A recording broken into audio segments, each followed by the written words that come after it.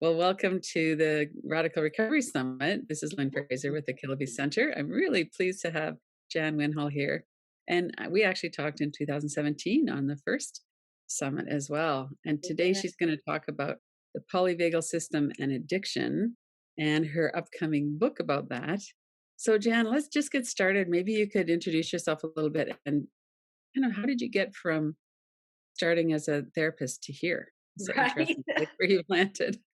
Right. Well, I started about 40 years ago, believe it or not. I mean, it's just shocking, really, to think about that. But I started as a young social worker out of graduate school with a group of women who were incest survivors. Mhm. And at that time, it was nobody was really doing that. Very few people doing that work. But I was lucky enough. It's a funny term to use for this, but it really it was an amazing experience, and it shaped my whole life's work really, in terms of trying to understand what was going on for these young women.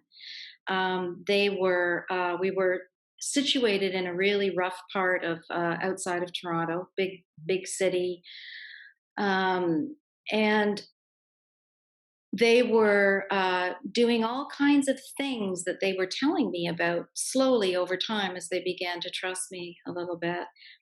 Like, cutting themselves and picking at themselves and poking and downing lots of drugs and alcohol and getting into all kinds of unsafe sexual situations. And, it was actually within a hospital setting. So I was being told that, they all had borderline personality disorder and they were manipulative and acting out, and I should really, be careful and keep my distance. And really, these women were treated with contempt. There's Mhm. no question about that. Mhm. And in Trauma and Recovery, Judith Herman's wonderful book that's just as good now as it was then, I think. She talks about that, how these women are treated with utter contempt, right? I think it's a fear response. People are so shocked by these behaviors, right? And so none of that made any sense to me, that they were, um, you know, just, it was all just about trying to get attention. And even if it was like, well, then we better pay attention. Right. That would be Gee, illogical. yeah. And so I kind of carefully, because I didn't want to be fired, but I was really intrigued, and I just listened. I listened with what I call non pathologizing ears. Mm, And I just listened to what were these behaviors about. And of these behaviors, of course, became addictive. Not all of them, not all the time, but they did. And when I really listened to these women, what I heard was that they helped them. These behaviors helped them. And so I kind of embodied way back then this sense of something that is helping you, that is also simultaneously harming you. right. And that paradox stayed with me. And so I began to get a sense, because I'm a very visual person, I began to get a sense of what it felt like and looked like there with these women in the group. That there was this, and the language that we used back then in as feminist therapists, we talked a lot about these behaviors, right, and trying to understand them. And the awareness that we had about that back then, I mean, this isn't new. All that's happening now, we had it back then. Right. We just weren't listened to because we were Mhm. women, Yeah. and uh, and because now what's happened is that Steve's polyvagal theory has given us a neurophysiological explanation for Uh, these behaviors. That these behaviors are neurophysiological state changers. right. They shift us from what we used to call flooding and numbing. That's what I started to piece together And way back then, that what I had was this sense that there was this shift in the body from flooding to numbing, and that Mhm. it helped these people Right. because you could sense and see in the body the shutdown, what we would now call dorsal state, Mhm. when they would, the eyes would kind of glaze over and they would not be there really in the room. Right. And what we all kind of figured out together was that that was helpful. Mhm. And there was nothing sick about it. It was the body's way of surviving when there Mm. wasn't enough, what now we would call ventral connection or safety and grounding. Right. So So you that's must have been a little nutshell of yeah. Yeah. how I put it together, but it came in layers, and Mhm. I want to show you the layers Mhm. so you'll get a sense. Yeah, let's get into that. What I practice is called focusing oriented trauma therapy. It's focusing is something that Gene Gendlin, he always joked about how he didn't make it up. He discovered that this is how the body works. The model that I created is called the Feltsense polyvagal model to treat addiction, and it's an integration basically of the work of Gendlin with the felt sense in the body, and Steve Porges' Polyvagal Theory, and many other kind of pieces that I've integrated into the model because it's very multi-layered. So Mhm. I'm just going to go here to show you. So this is the client version of the model in Spanish. Here we go in English. Mhm. Um, so you see here, basically, what I had in the beginning was flight fight, which we would call flooding, and then over on the other side, freeze and fawn, which I added, which is a kind of appeasing response. Mhm. Um, and this was what I originally had a sense of, that women were telling me, is that they would be either overwhelmed with flooding feelings, and whatever they were doing up here would propel them into a state of dissociation. Mhm. Make sense? Yep. Okay. So what I did over time was to make a model that now integrates some other aspects of also polyvagal theory.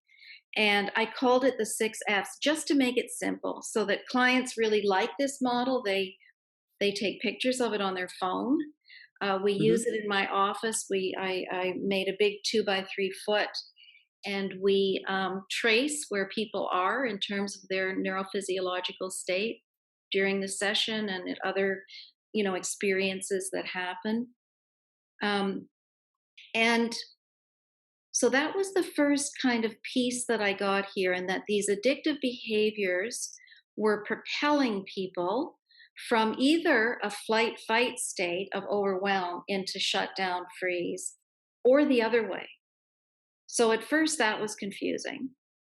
But as I listened, I realized, you can also end up doing things that jolt the body in order to feel alive again Mhm. when you're too Mhm. dead, right? And we know that now, that people will get into these behaviors that are really adrenaline pumping, to wake the body up. But then in addiction, of Right. course, we just live up here. There's Mhm. very little of down here. So what's here? Okay, so I want to just not jump the gun too much. So this looks very complicated, but we're all clinicians and we're smart and we take our time to learn new things. Mhm. And so the second kind of wave of understanding things came not with polyvagal theory, but earlier on with interpersonal neurobiology. Dan Siegel's work and Bonnie Badenoch. And I did some training there and I realized, so in interpersonal neurobiology, we talk about chaos and rigidity, Mhm. and that these are these are similar states, the same states in the nervous system. And so I started integrating more of that work, and also like the window of tolerance, the notion of really that what we're working with here is emotion regulation. Right. And to what I really liked about this model was that if you take it, and polyvagal theory, if you take it far enough, you realize that you can move right out of a deep pathologizing system and into a very positive sort of model of strength-based model of integration that Siegel talks about. So that integration then moves down here into this state of the ventral vagus. So let's go back, and I just want to add then. So then I had these different kind of theoretical orientations, and then when I was I went to one of Deb Dana's workshops, and I realized as I was looking at um, these places that really it was absolutely true that this addictive behavior acted as a propeller in the autonomic nervous system. And as Steve talks about these intertwining states in the system, right? So then I realized that addiction was another one of these intertwining states. So the big thing, the amazing thing for us, I think, in terms of polyvagal theory, is understanding how Steve came to this place of um, discovering, recognizing this dorsal shutdown, the dorsal branch of the autonomic nervous system, right? Hmm. So, in the traditional model, um, the way that lots of physicians are still even trained, not in terms of polyvagal theory, although it's certainly taking off, but they learned about, basically two states in the nervous system, this ventral state and the sympathetic state. Hmm. That was the old model of the ANS, the autonomic nervous system. And then when I read about this, I thought it was so fascinating when Steve talks about in his very challenging and wonderful the first book about polyvagal, about how he realized they were studying infants that were really seriously ill and premature. And these infants they expected that when they were in this kind of very ill place, that they would be responding in their little nervous systems with flight fight. But what they found was that the heart rates were much lower. They were more in this other kind of place that wasn't really it wasn't identified in the autonomic nervous system, the traditional way of understanding it. But pediatricians that were working with babies understood this place, and so this was the vagal paradox. Was like Ah. the same kind of paradox that I bumped into in a different way, that something that is helping you is also harming you. Hmm. Because what he discovered was that, when the system is really under threat, it doesn't stay in flight fight, it shuts down into freeze. And that's the dorsal branch of the vagus. Hmm. So that's huge, because for us as trauma therapists, we knew that place, right? Hmm. We knew that place in our clients. We could see it in their bodies. I could see it with these young women. And now we have a way of explaining it in terms of neurophysiology. That this state over here is the body's way of I think of it as like hibernating. When you're Hmm. trying to shut down all the systems, enough that energy is conserved to just try to survive. And so we see how then I realized, well, that these addictive behaviors are ways that propel the body, shift the body from one of these states to the other. And it's what they call an intertwining or a blended state. Mhm. There are other intertwining and blended states Steve and Deb Dana talk about in their books. So there's an intertwining state that we all really, I think, can relate to. They call it play. I just made it 6 F's to make it simple. I called it fun. Mhm. And in fun, you see this blending of yellow and red. So this is an autonomic state that blends safety and a bit of pumped adrenaline. And in that state, you can see how the nervous system works, because if you listen to kids playing, for example, and there's laughter and they're having fun, and then all of a sudden somebody gets hurt, and it moves up into either crying and coming seeking comfort with mom or dad or somebody, into flight, or they get mad and they start to fight. And it's just such a really good example of how the nervous system works. And then over here, we see this in flow, or stillness, Steve calls it. In this state, we have our practices of meditation and focusing and prayer and lovemaking. So, this is the state where it is safe. So, we have enough of this ventral place that I call flock, because it's the social engagement place, the Mhm. place where we come together to be held and to feel comfort.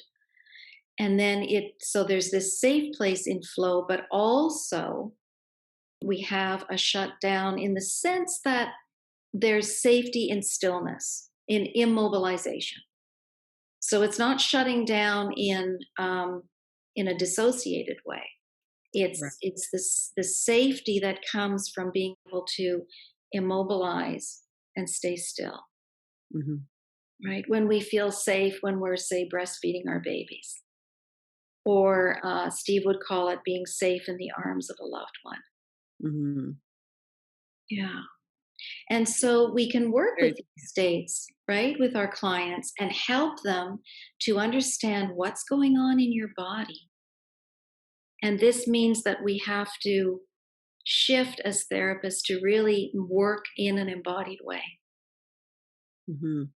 to go into the body. I think it's very helpful for people to understand something like this, partly because it helps to take some of the shame and the blame out of it. Okay, you have a mammal nervous system. This is how it works. It's not like there's something wrong with you. This is just how it works for everybody. I think that's tremendously empowering for people to know that. It's tremendously empowering, and it really challenges us to think about a huge paradigm shift. So in my Mhm. book, I ended up creating a new assessment tool as well, an embodied assessment and treatment tool, to help us to rethink and understand what we're doing with people in a way that's completely depathologizing. So Ah, I call these moments are they're just incredible in therapy. These moments, what I call of liberation, just what you're mhm, talking about there, Lynn, where people realize there's nothing about what you're doing that is sick or wrong. It can be very hurtful to you and people around you, mhm, and that's not okay. But it's our body's natural way of trying to survive mhm. when we perceive or we are in states that are completely unsafe, right? Right. And And so we've there's, gotten ourselves out of it somehow and yeah, survived. So that's yeah, a good thing.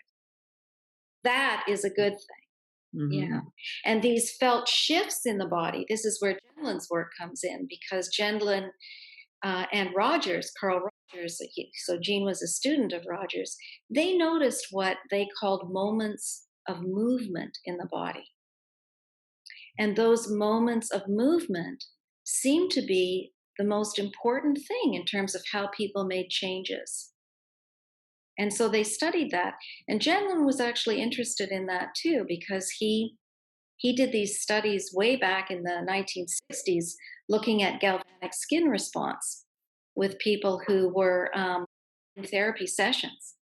And galvanic skin response is a sympathetic response in the nervous system. It's sweating. Mhm. And so when I discovered that, I was so excited because I thought, wow, there it is again, right? This is how we Mhm. live in our bodies. It's just so important to then think about the implications of that, that we need to move right away from models that talk about disorder in terms of Right. addiction and models that talk about addiction as an illness. It doesn't fit when we understand it in terms of polyvagal theory. It's not an Right. illness, it's a response in the nervous system. It can result in for some people with physical illness, but to shape it like that, it doesn't make any sense. It makes much more sense to understand it in terms of trauma, for example, right? Oppression. These three main branches of the autonomic nervous system, helpful to just kind of review that. So, flock is this place of safety, the Mhm. ventral branch of the vagus that Steve talks about, the social engagement system. We see how with addiction that addiction is at the opposite end of the model, right? Flock is down here, addiction is up here, and fixate. So in that addictive state, we're isolating. We are not engaged socially. And we may be doing things with other people that are addictive, and that doesn't mean people don't have relationships, but there is this way in which there's the brain is kind of really focused on, meeting that addictive need, that little dopamine hit. And so our work is very much about helping people to engage in these social um, connections. And so most of the work that I do is in groups. And I don't even work so much anymore with addiction groups. I work with people in groups using the model. And we talk about seeing addiction as a bad habit. Mark Lewis's work, I have a chapter in the book about that. An important piece to understand the role of neuroplasticity and how the brain in addiction falls down these kind of these rigid neural pathways. But through these practices that we have of focusing and meditation and all kinds of different ways now that people are working in the body with parts as well. I mean, we did that many years ago too, but it's really taken off now. These are all ways of engaging and working on integration. And when people understand that, firstly, that, as you were saying, that it's not like you did something horrible and wrong, it's how we're wired to survive. And also that we can do things, we can develop practices, daily practices that help us to move past that place of addiction. So this notion that you're always an addict is just not true. Just Mhm. not true. To have nervous system responses to our experiences from the past is a very different way of looking at it, and a lot more I think it's a lot more true as well, but it's a lot more hopeful. I mean, we can do something. Can you just talk a little bit too about focusing for people who might not know what that is? Sure. So Janlin discovered way back in the 60s in this that when he looked at how people were responding in psychotherapy sessions, he found that there were these long kind of pauses that happened for people that were in the therapy sessions that were reporting that they were doing well. Mhm. And he thought, what's that all about? So as he interviewed people from all these process recordings that he did, he found that what people were doing when they were pausing is they were connecting into their body's knowing. Oh. They were looking up or looking and noticing, how does that register for me? How does that my body carry that? And that what happened in therapy sessions is if you really paid attention to that embodied kind of knowing, what we would now also connect with the right hemisphere, Mhm. right?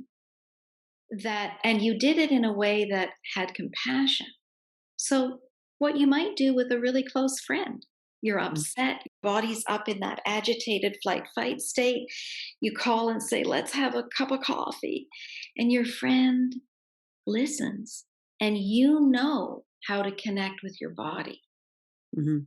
You just know because you've never lost that connection, as Mhm. so many of us do, because we live in a culture that splits it.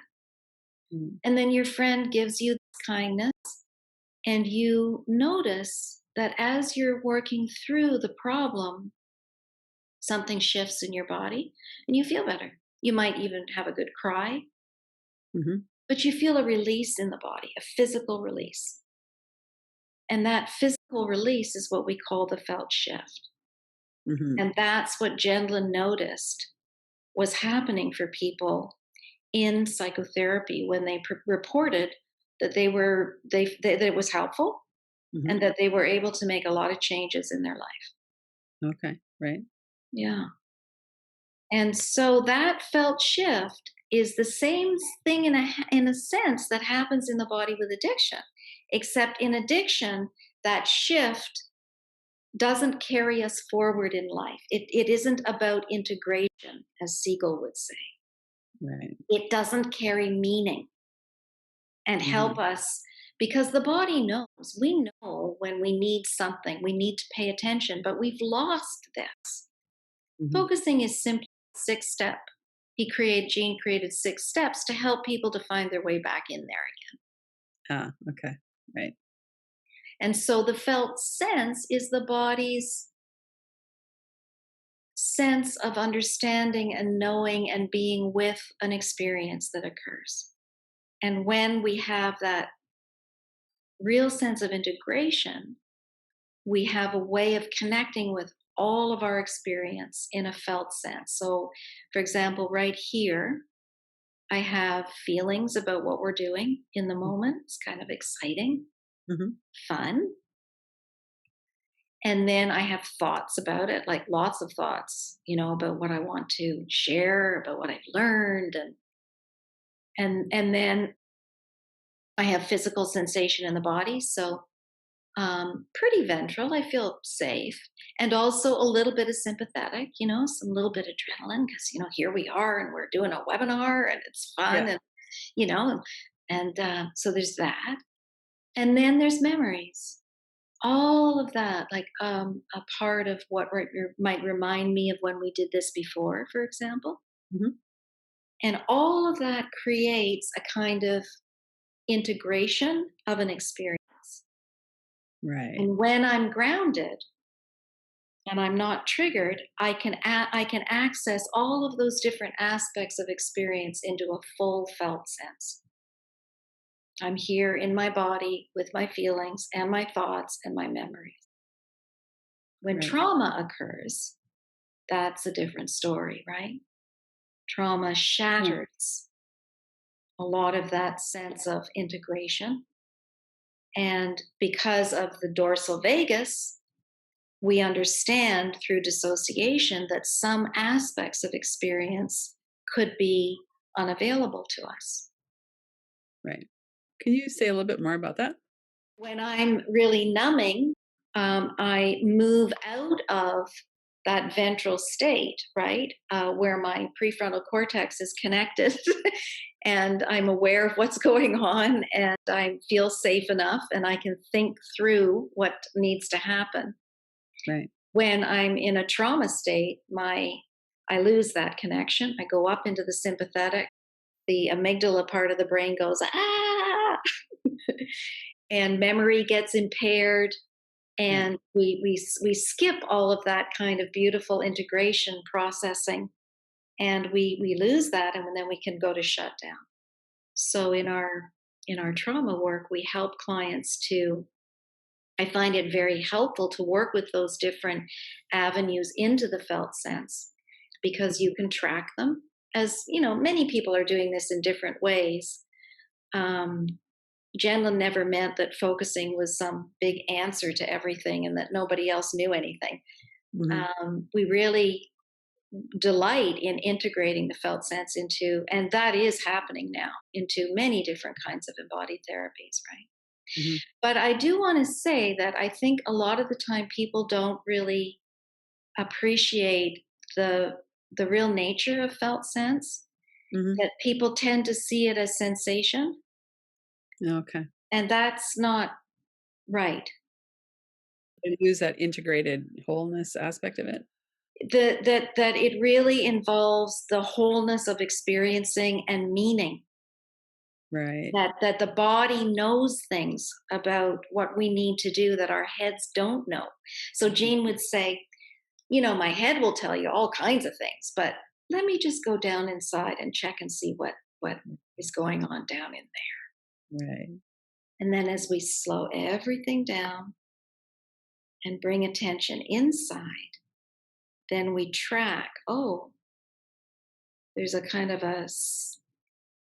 funny little swirly red ball of something in my chest. Right. And then we work with that, right? Because that's not something that's going to come from up here in the left hemisphere as we're chatting. No. That's accessing a deeper level of experiencing. So when you're in a group with people, if they're not used to doing that, can you give an example of how you might work with people in a group, how to get them into their bodies and feeling that? And because people are so scared to go in usually. They are really not everybody, but yes, lots of people are really scared, and especially if you have a history of trauma and you're trying to, you know, stay away from all that, because if you go in there, you're going to fly up into the sympathetic, Hmm. right? And you're trying not to touch into that because you want to be able to kind of stay over in that dorsal place. Right. Um, so we what I do is I talk about this in the book too, like how you look for openings. Hmm. So you have to kind of stage it. You might have the model in your mind of the autonomic nervous system and how you work with it. I have my way.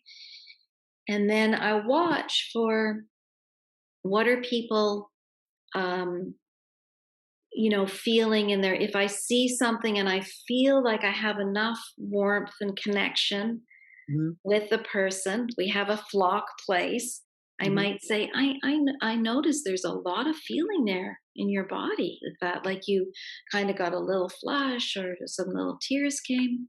If I feel that it's not poking at them, that Right. they're with me, Hmm. and that is a little window open, and then Hmm. we pause, right? Hmm. Um, or sometimes somebody will use the language, you know, even though we live in such a post Descartes era, where we value thinking and not so much feeling and embodiment. But you can see that it's in our language. So sometimes people might say something like, "It scared the beep out of me." Hmm. And you know, there it is. It's like, what is that? That's a bodily response. Yeah. So I might just kind of slow that down a bit and go, so, you know, that sounds pretty intense. Like, you know, do you ever notice that something like that, like a really intense response can happen in your body? Hmm. What, you know, what's that like for you? And that might lead to all kinds of places, you know, and we might just talk around it. We just talk about it at Right. first, Yeah. at first. And then if there's a kind of opening, then we might go to step one in focusing, which is clearing a space.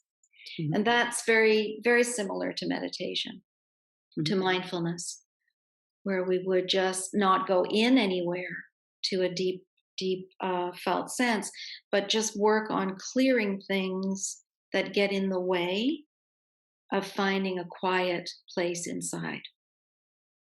So there's a lot of building safety first. Right. Yeah. Mhm. So I was just thinking of that Yes. flow place where you have some of the dorsal and you Yes. have some of the connection with Neutral. somebody, Yeah. right? Yep. And That's you the can place. yeah, Yeah. right. That's the place that we're working. And then we can teach that. There's a lot of teaching in this model, right? And with polyvagal theory. And most people love it. Not everybody does. I don't haul out the model with everybody because some people, but I Yeah, use it as a way of conceptualizing what's going yeah, on. right. Some people are not going to go into their body, or it might take years, and that's okay. Mhm. But then we work with grounding, right? Just Right. feeling your feet on the floor at least. Yeah. Mm. I think it's so good how many orienting practices are around now. A lot of times people will do the 5, 4, 3, 2, 1 with the what you Yeah, 5 see. People are looking behind them. I think that's so powerful to let your eyes yeah, notice that you're safe yeah, because then it's not a conscious mind, I'm safe here. It's like, let me look and see. And the same as when we're taking deep breaths. We're not going to be taking deep breaths if we're afraid. So yeah, just the fact that we're taking deep breaths helps to reassure our nervous system. And I just exactly. love how that's so much it's so much more available now.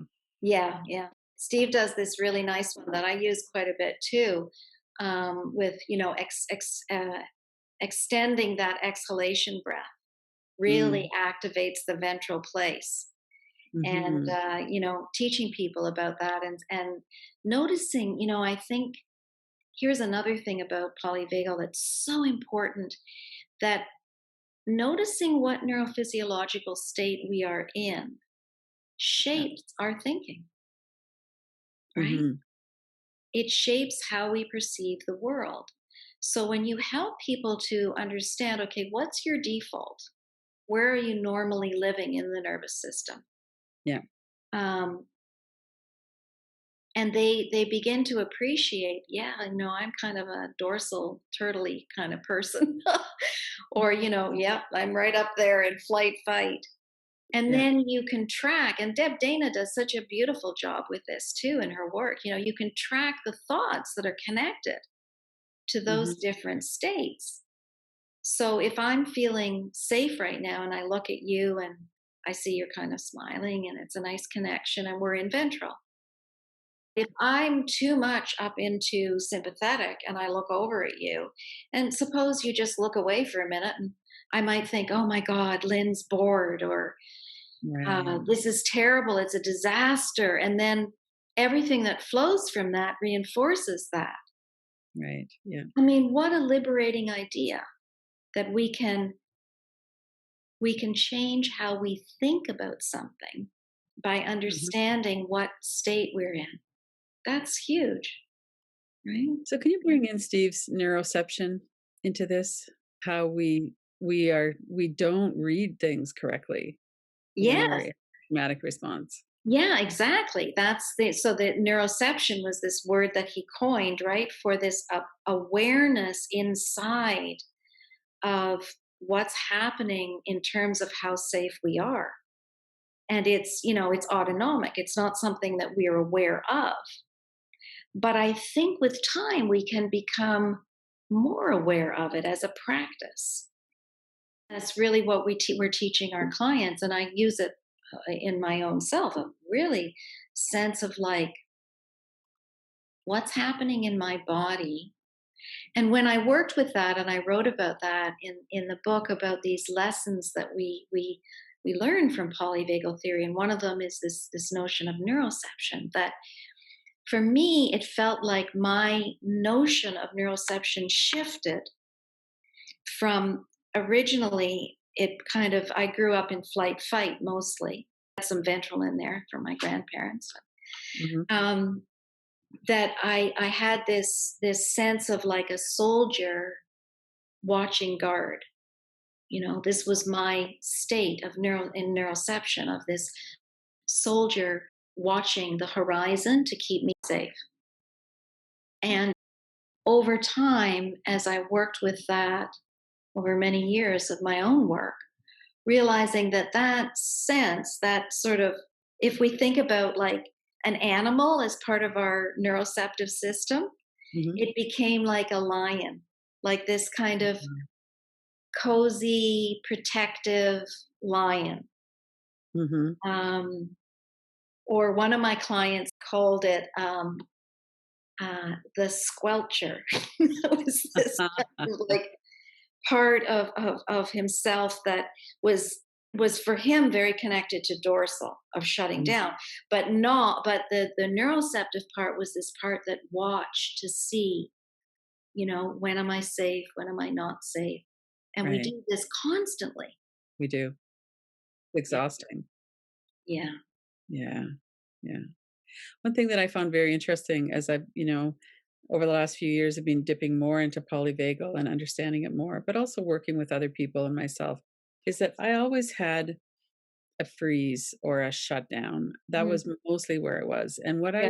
how I would explain that is I was in denial. I wasn't able to see the truth about my relationships. I stayed in relationships that sucked. And so for me, that was kind of judgmental. Like, Oh yeah. why can't you wake up? Like, you should have woken up. You should have seen that, you know? And so to see that it's actually a nervous system response, it has been so helpful for me. It's like, okay, that's what was going on. At the time, I just thought, hey, I'm chill. I'm calm. There's no problem here. Right. And I didn't see it until much later that I was actually in freeze Yeah. and dissociated and so it really does help to let go of some of the judgment around our Oh, it's strategy. huge. It's absolutely a huge paradigm shift, and you see it too in this language around codependence. A lot of judgment. Yes. Why would they stay, you know, in this kind of disdain and shame and, you know, Yeah. and so when we shift it into, oh, this is the body's way of surviving, we don't thrive, but we survive there, and then we can make choices, you Yeah. know, that are very different and very freeing. But it really behooves us to shift out of a pathologizing DSM model. It We does. we have to do. The other thing that is so important about this is that when we understand addiction as a result of all kinds of different trauma, Mhm. not mother blaming trauma, Right. but trauma that occurs at all stages of life and can occur from the moment of coming into the world where we don't feel safe because we don't live in a world that accepts us. Right. Mhm. And so we have to move out of these very, you know, heteronormative sort of models of attachment and and you know, ways of understanding trauma that are very limited, and really see it as like global trauma. For example, look at what's happening in the world. We're all of us are in a state of some degree of trauma, or Yeah. the trauma that occurs, you know, because we're in a technological revolution and people don't know how to handle the internet and they get addicted. Right. But we're not going to just blame mothers for that. Sorry, those days are over. Right. We really need a reshifting too of attachment theory, which I really enjoyed writing and reading about, studying different cultures and how attachment is understood in those cultures. Mhm. With, you know, many mothers, whole families and villages, and so that's a whole other area that needs a lot of work. Right. Um, and also really understanding how marginalization, um, how poverty, the role that poverty and racism plays in addiction, Mhm. huge, Yeah. huge. So to just see it in this very limited way, uh, it really gets us off the hook of owning what we need to do to face the ways in which we treat each other. Mhm. And polyvagal theory is very much about that too. That we need to, with you know, this whole notion of nobody's safe unless we're all safe. Right. That's the social engagement system, right?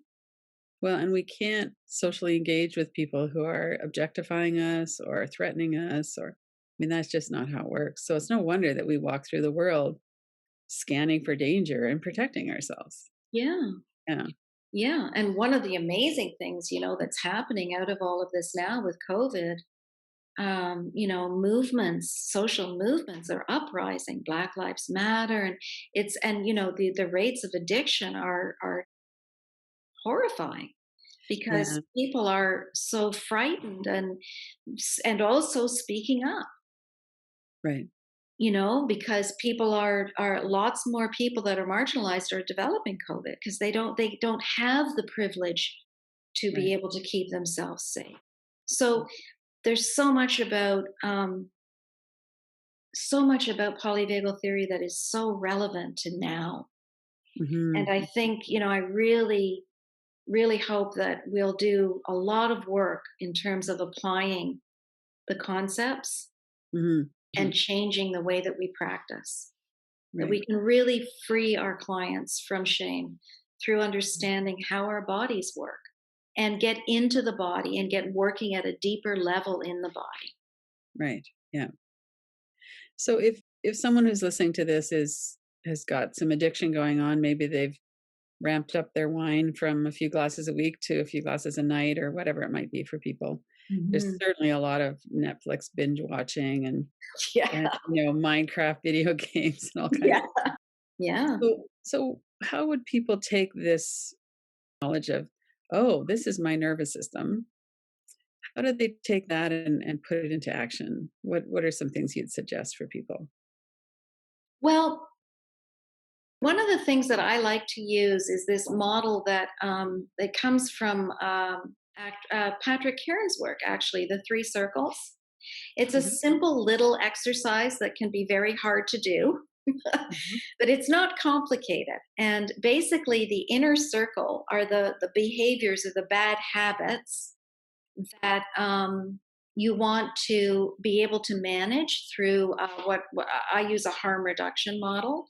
mhm, So, really, and it's good to work with other people around this. So not to just do it by yourself, but mhm. get into, work with another person around how to connect and talk together about these kinds of things. Um, Work in groups, or even other kinds of things. But let me finish the three circles. So it would be like looking at that in that inner circle at the things that you want to start to contain. So maybe instead of having 3 glasses of wine a night, you're going to have one. Mhm. You're going to start with that as harm reduction, and Right. you're going to be accountable to somebody else about it. Somebody that can be with you without shame. Mhm. The middle circle are the in the model. So I connected this actually to the visuals, the emojis kind of the model as a practice in the book.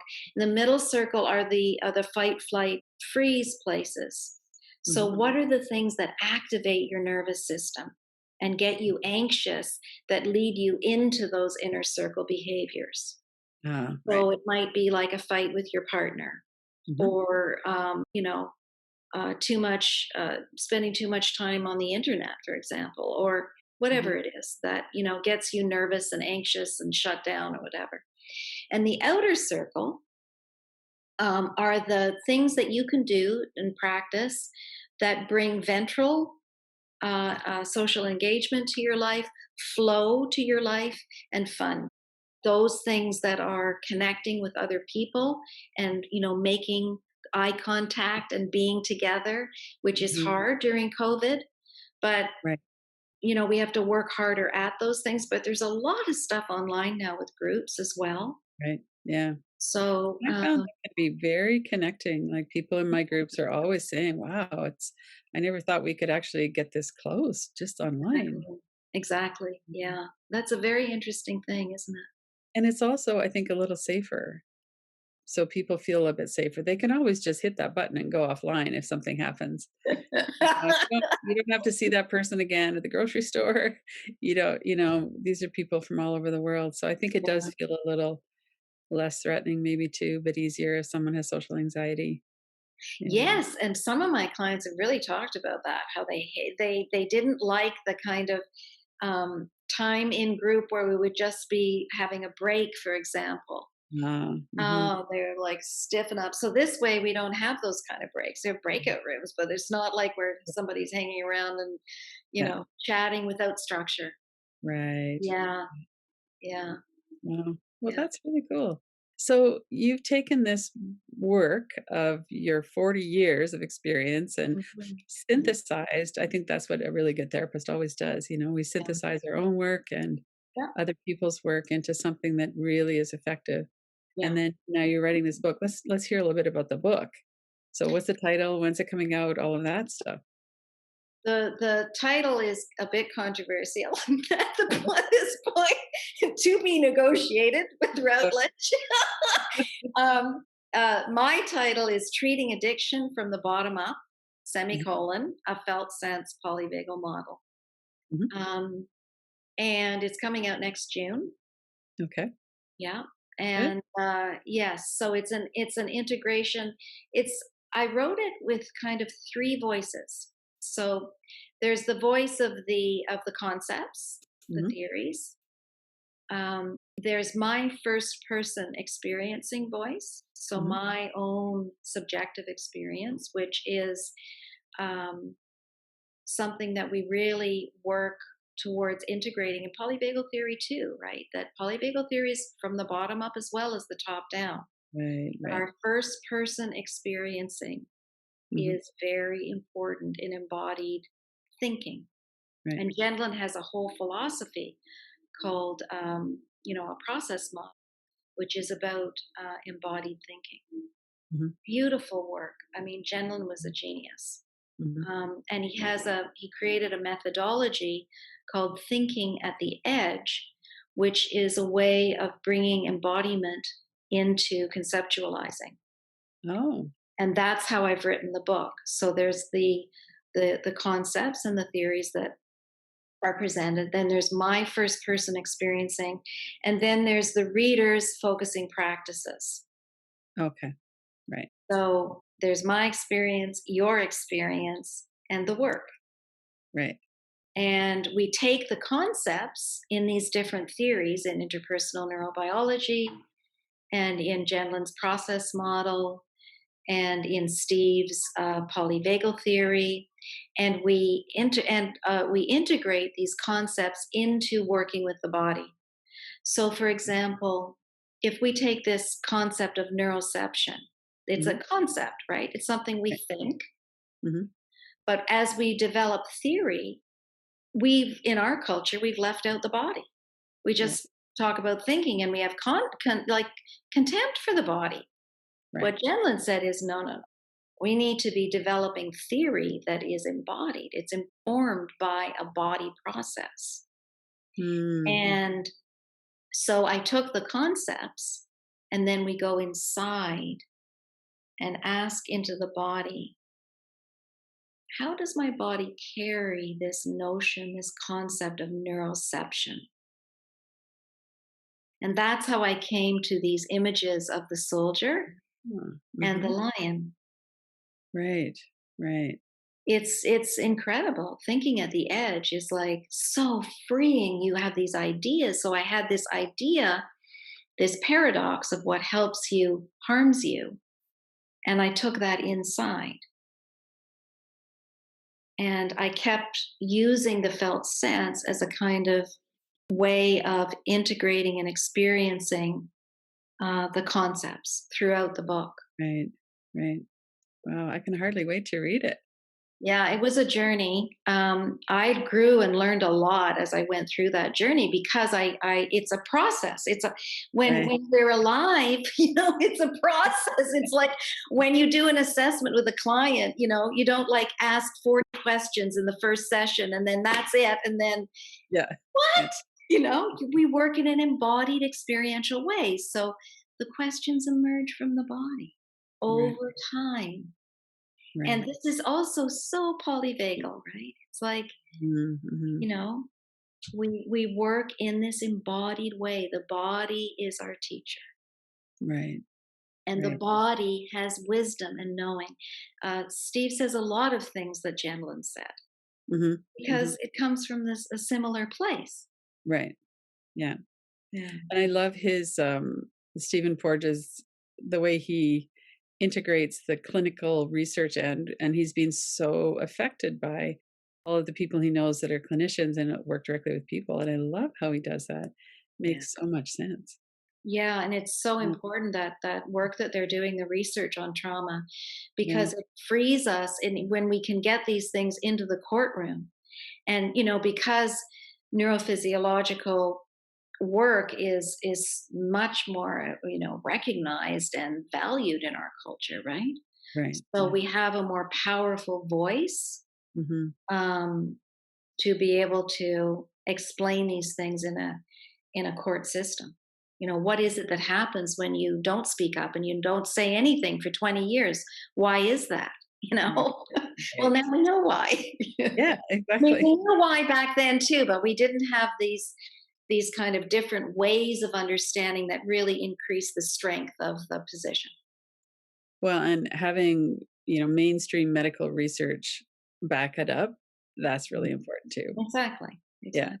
yeah. I know I learned years ago about the vagus nerve through meditation and Ah, and just thought, wow, it's interesting how they've known yoga, meditation knew so much about the vagus nerve and the nervous system.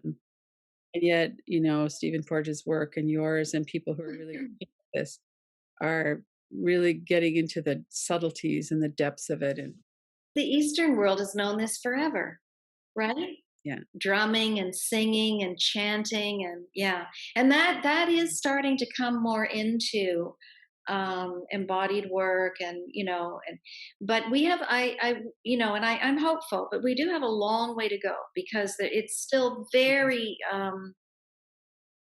very motivated, grounded in pretty traditional ways of understanding.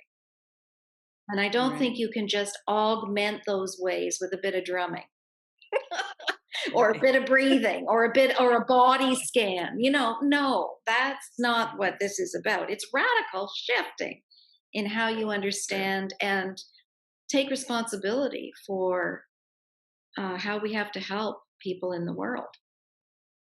Mhm, Yeah, by mhm. doing our own work, right? So if people can't wait for June, how do they get a hold of you? What's your website? JanWinhall.com is, I'm just building that website now. I'm starting a Mhm. training program with two other people in Oh, March. So keep an eye on that. I'll be mhm. doing work on the model, and then two of my colleagues are also doing some work around meditation and dream work, and so we're gonna have fun with that. So it'll be like a 2-year training. It will be online? Yes, it will be online for focusing orient, very embodied work. Mhm. Um, but yeah, you can get a hold of me, and I'm teaching courses on focusing on boredom.com. Gmail.com is my website for my groups and my Mhm. community. We have a community here, such as it is these days, but it's Right. alive Now are you online. doing Yeah. yeah. Are you doing online groups now Yes, as I well am. then? Oh, good. Yeah. Yeah. Yeah. Great. Teaching the Well, model. yeah, we'll put those links up here so people can see Okay. how to get a hold of you, and Great. yeah. Well, thank you so much for Thank coming you, back on, Lynn. It was and great to see great. you again. You too. Keep Yeah. well. You too. We'll keep Yeah. doing the work. We will. Welcome to the 2021 Radical Recovery Summit, presented by the Kiloby Center for Recovery. This is Lynn Fraser, your moderator. This year, our theme is Feel It, Heal It, a new paradigm of recovery, featuring a diverse group of thought leaders and innovators, people who are working on the ground in the new field of addiction recovery. Go to radicalrecoverysummit.com to sign up and watch free.